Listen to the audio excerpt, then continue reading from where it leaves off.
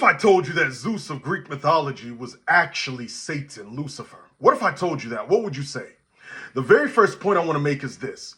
When you take a look in the Bible, and it's even believed by some of the early church fathers, it's mentioned, I'll probably do another video on that, all right? But when you take a look in early church history, it was notated that the belief was that you had fallen angels and, of course, the Nephilim, and that these were the gods and the demigods of Greek and Roman mythology. Let me put it to you like this. You had fallen angels, right? That's what we know them as, fallen angels. But they rebranded themselves in the eyes of others as Greek and Roman gods. You had demigods in Greek and Roman mythology, even Egyptian mythology, right? My friends, do you know what a demigod is seen as? A demigod is seen as half god, half human. What it really is half fallen angel, half human, as you see in Genesis chapter 6 with the Nephilim. That's in Genesis 6. It's right there. And the sons of God went into the daughters of men and begot giants who were the mighty men of old, the men of renown. That's right there in scripture. All right, that's right there. I mean, you can't do anything with it. It's right there. Well, Ty, sons of God doesn't mean angels right there. It doesn't mean angels. It doesn't mean listen to me.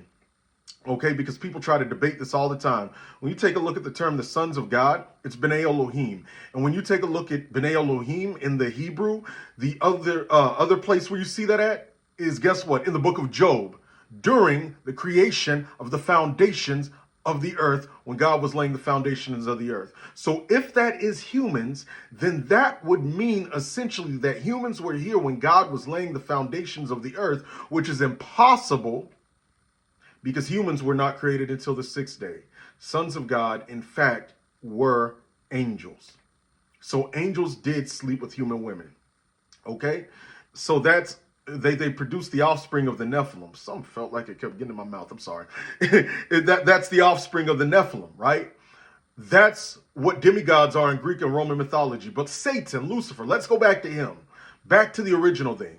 Did you know that him and Zeus have multiple parallels? For example, when you take a look at Zeus is seen as arrogant, is prideful. Guess what Satan is seen as? Arrogant and prideful. We know that. Zeus is seen as the god of gods, essentially. Satan is called the god of this age, and he's over the fallen angels, right? You take a look at Zeus being called the king of the gods. Satan is called the prince of the world, John 12:31. You take a look at how Zeus interacts and manipulates humans, or was said to. Satan does the same thing. But the key thing is here that in the book of Revelation, Jesus says that he said that Satan's throne, get it now, Satan's throne area, the throne of Satan is in Pergamum. This is in Revelation 2:13. My friends, if you go to look at Pergamum there, Zeus had an altar. Key altar for Zeus there. In other words, Jesus was essentially telling you the place where Zeus's altar is, because Zeus is a false god, that's where Satan's throne is. The two are one and the same. Satan is seen of the prince of the power of the world, or of the air. Zeus is seen as the god of thunder and all of that.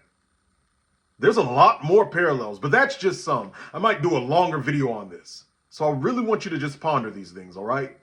If you like content like this, you can hit follow for more as always. Now, this month's class, we're doing a detailed teaching on sex before marriage and how to abstain from it, how sex parallels worship, when God made it, intimacy through intimacy, married couples and how to succeed in marriage, and a lot more. Doing a deep dive on the Song of Solomon too. Click the link in my story or bio to sign up. It's pre-recorded. So if you're working, you have the links to watch at a later date. All right? See you there.